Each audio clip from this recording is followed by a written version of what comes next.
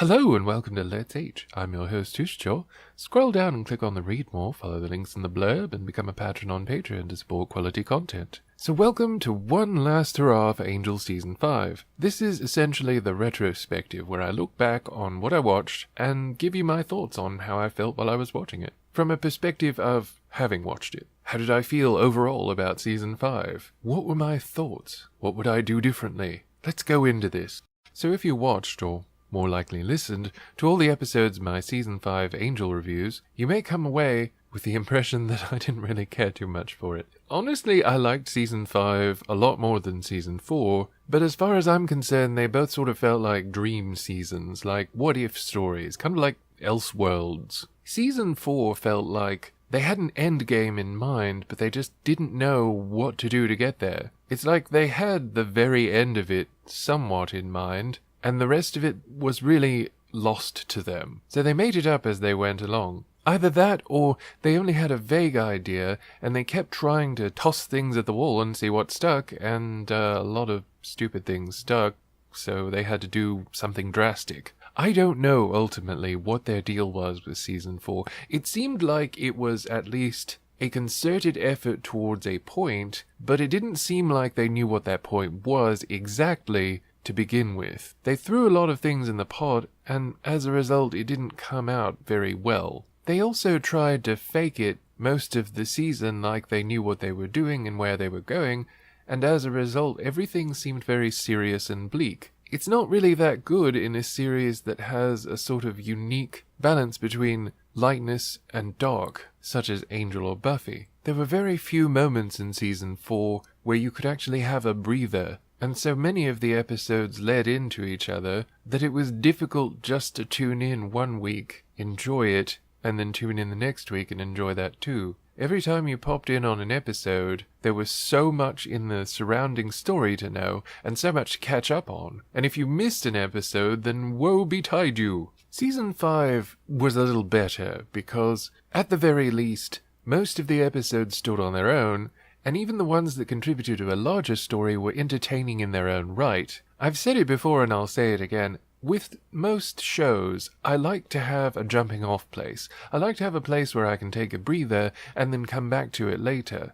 I also like shows where, if I want to later, I can rewatch specific episodes without feeling the need to rewatch the entire season or the whole series. Season 5 satisfied me in that way, because most of the best episodes are episodes that didn't have too much of a tie to other episodes, so you could kind of enjoy them on their own. Either that or you could just completely ignore the tie, because most of the time it wasn't done very well anyway, and it would just lay down its story for a week or two and then just resolve it in 5 minutes. At the same time, I do have to level a sort of criticism on Season 5 for introducing storylines, but not actually having an idea where they wanted to go with those storylines, and as a result, most of the stories that are built up don't have good resolutions, in that they're not satisfying, they're not fulfilling in any way, and they don't really go with the story that's presented before them. That to me is a real disappointment. The first few episodes of the season don't seem to have much rhyme or reason. They're not particularly coherent with each other, and they often contradict each other. They don't have much to do with each other. Once you get to your first multi-part storyline,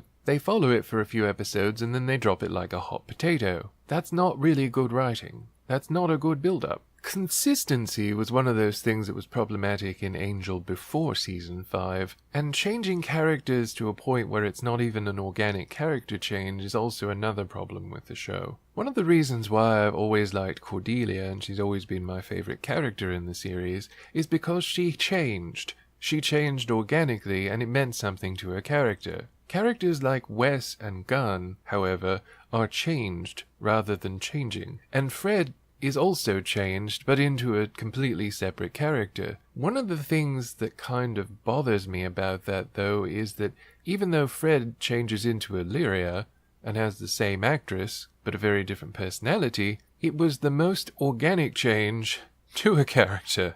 With Gunn, you had him just basically overwrite his old personality for no good reason. You had his character change sharply, even though It was really anathema to his character to do something like that, especially so easily. With Wes, you had the gradual destruction of his character over the seasons, to the point where in Season 5, while he should be reset to a more viable stage, he simply turned into an emotionless automaton. Part of that may be more the performance than the writing, but it still stands. It's an inorganic change to a character that makes them less interesting rather than making them more interesting due to the fact that they've changed and developed as a person. One of the worst qualities of Season 5 was a flagrant disregard and indeed a disrespect for the characters. Season 4 was much worse. But Season 5 still had that kind of attitude that you get the impression most of the writers didn't actually respect the characters that they were writing, and they certainly didn't respect the audience who loved those characters.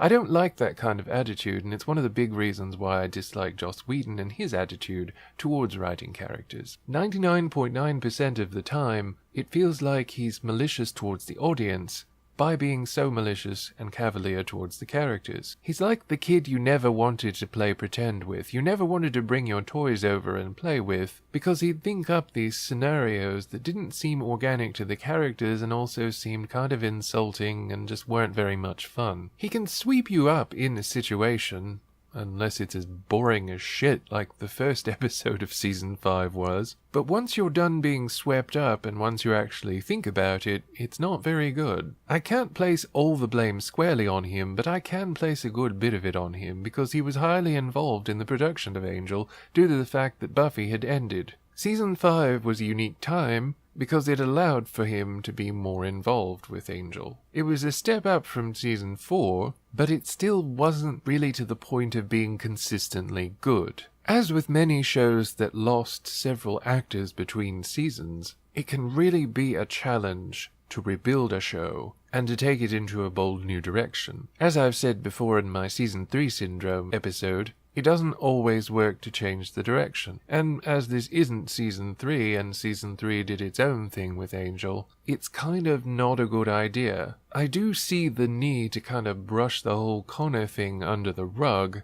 but that was yet another thing that was problematic in Season 5. Why even do that? Why even let that lead you into the basic premise for this season, setting a foundation for this season, if all you're gonna do is undo it later? It's especially bad when you have episodes where obviously the characters that still remember wouldn't be bringing this up with other people because they know how important it is to keep it a secret. Don't trigger their memories. But there are even jokey lines that are supposed to be funny that in fact are not funny but deeply disturbing. They bring up a lot of questions that they don't answer. Like when Connor appears to be interested in Illyria, Angel says something like, "I thought they were supposed to fix Connor's interest in older women." That's creepy. That's really creepy. How far down does the rabbit hole go? You look at that, you hear that, and you think, that is terrifying. You basically mind raped this person. You basically did that, and that's horrible. That doesn't help you feel more for the character. It doesn't make the character better. It just makes Angel look like more of an asshole. And even though a lot of people really didn't like Connor, it doesn't do any wonders for him either. Not because of the actor, who is genuinely a good actor,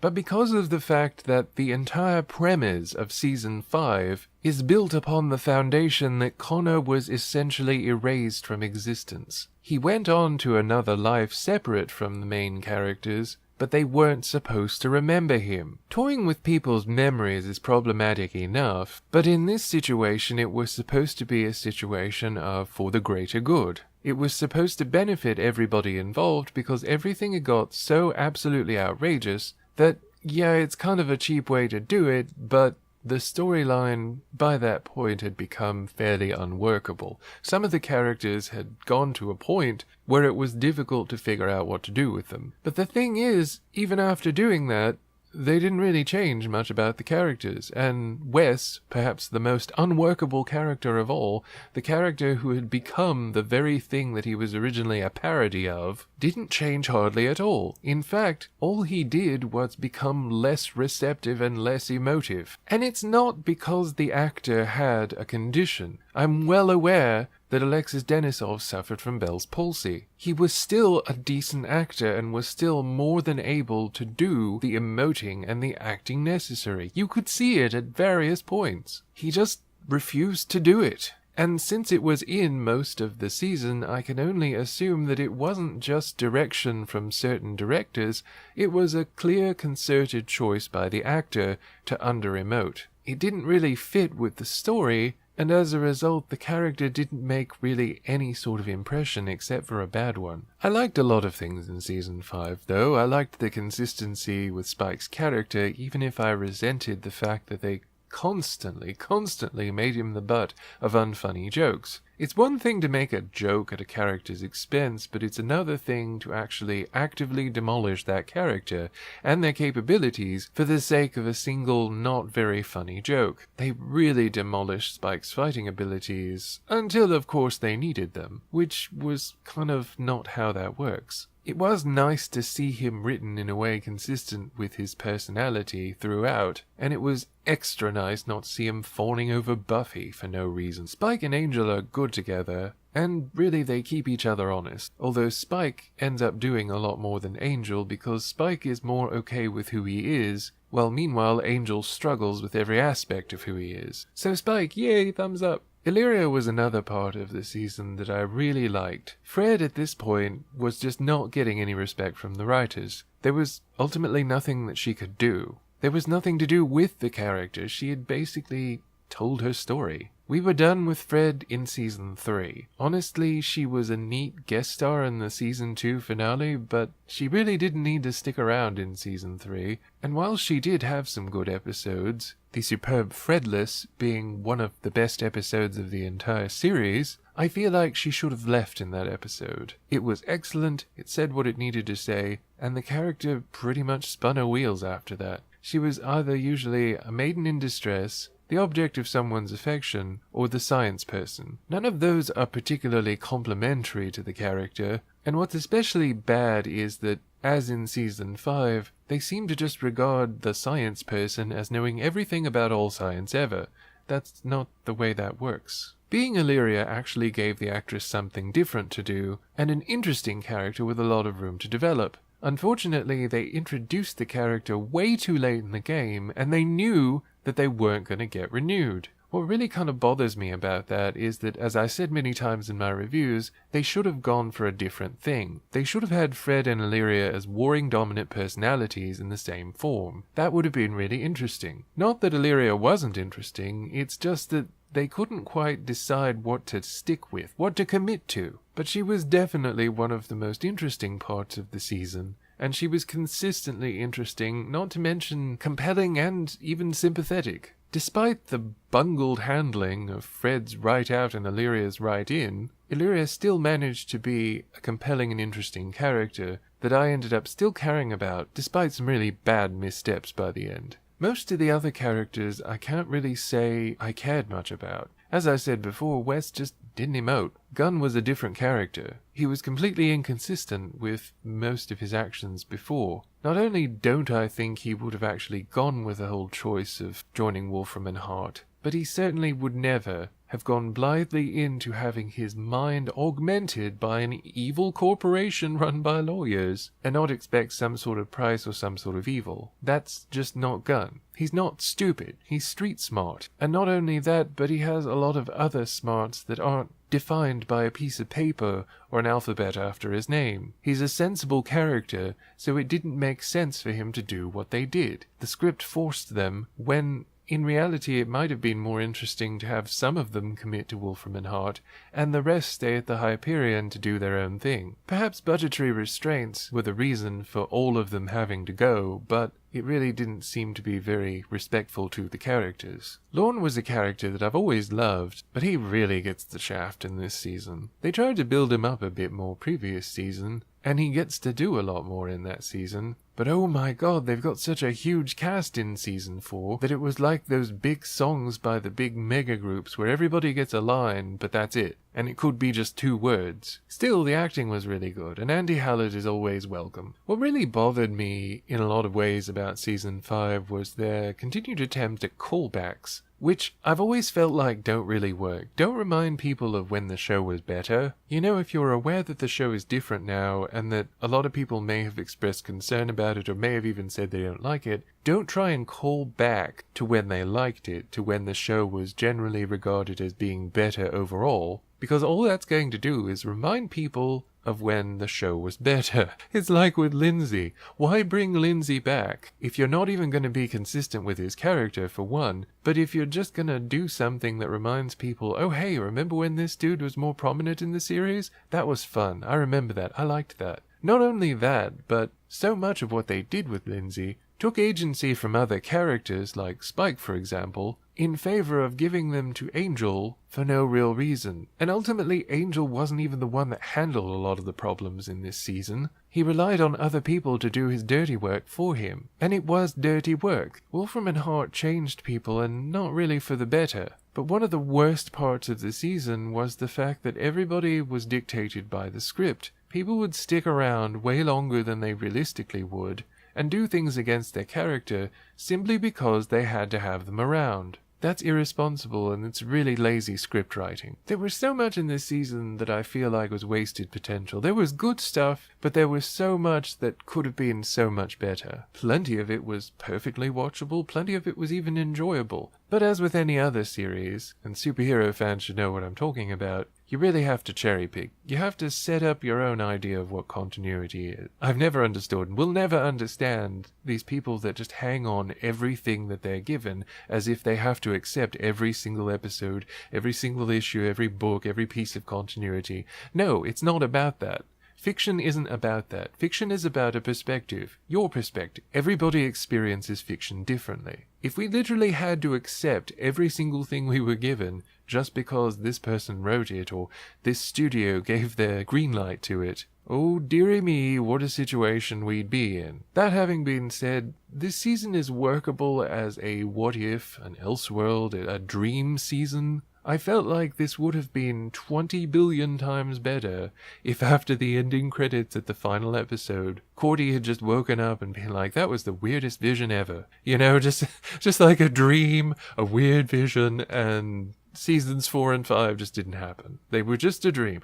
And it would work. Like, it would actually work. Some people might be disappointed, but I'd imagine most people would probably be like, whew, well, that's a relief. I mean, you could even take them back to season 2. Back when the show was really genuinely good. I don't know. I just feel like there's so much that they could have done differently to leave audiences with a satisfaction of at least sticking with that last year. But even that was just a fuck you at the end, which really sucks. Don't repay your audience that stuck it out through not only the worst season that you did, but also the season afterwards where you were trying anything and everything to change the show and make it better, and you didn't succeed in a lot of ways. People stuck with you. Don't repay them with malice. That's not acceptable. And that ultimately is what drives me off about so much of Whedon's stuff. But again, I've said that before. There's a certain very attractive comic booky style about a lot in the Buffyverse. And when it's good, it's like reading a good superhero comic book. But when it's bad, it's one of those that you kind of ignore and brush under the rug and try not to talk about as much as possible. Season 5 was probably a noble experiment. It didn't entirely work, but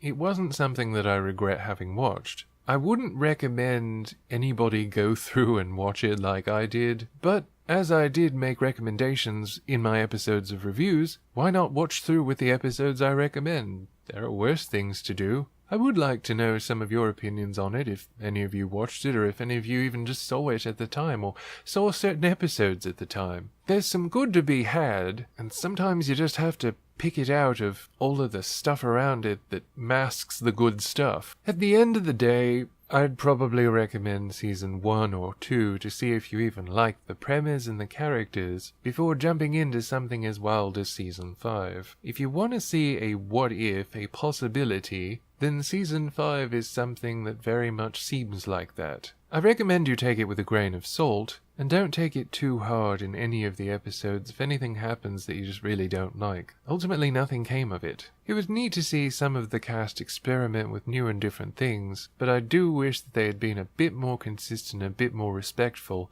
with all of the characters. Not to mention the storyline. They couldn't decide and pretty much never committed to anything until just after the last minute. As a result, everything seems kind of discombobulated. You clearly have something different being built up in the beginning of the season than you do in the last few episodes. Couple that with the last 2 episodes trying to build up a storyline that had never even been hinted at before, and it just ends on this disastrous cacophony that doesn't work. While Season 4 was more guilty of being perhaps a bit too attempting to concert itself, to focus itself towards a singular goal, Season 5 doesn't do that, and is better for it, but at the same time kind of sort of half tries. Was this the people from Season 4 coming back to write and saying, okay, we need to focus on this, but only getting a couple of episodes to do that? That's kind of what it seems like, and that's generally why those episodes are worse than the others, because they have that same kind of Season 4 bleak, depressing angst that not only doesn't work with the characters, but also doesn't respect the characters or the audience.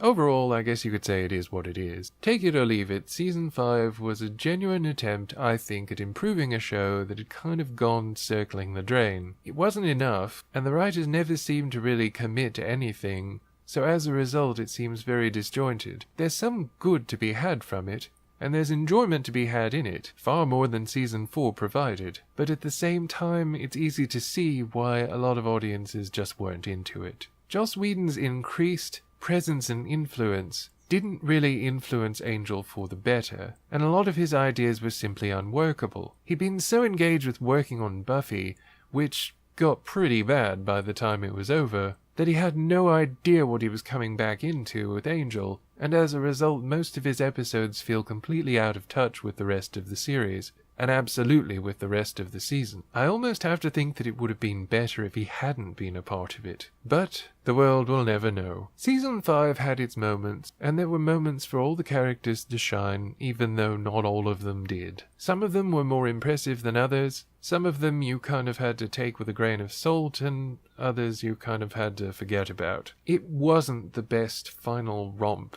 for Angel and his friends, and it will unquestionably leave some viewers with a bitter taste in their mouth. But as with anything fictional, any story that someone writes, I always have to remind, you don't have to accept it. Assemble in your mind what you like as the story, and accept that. Enjoy those episodes. Enjoy that story. As far as I'm concerned, Angel, Cordy, Gunn, Wes, and Fred, along with their friend Lorne, who manages a wonderful karaoke bar Caritas, continue to operate out of the Hyperion Hotel and worked tirelessly to help the helpless. One night after Lorne fixed his special fajitas, Cordelia overindulged slightly and had some very, very weird dreams. What happened from there? Well, who knows? But that's the great thing about it. We can always decide later. Thanks so much for being with me on my journey through Angel Season 5. And as I said before, these are all my opinions. You surely have your own, and I encourage that. Everybody should have their own perspective regarding fictional works. I'd love to hear from you about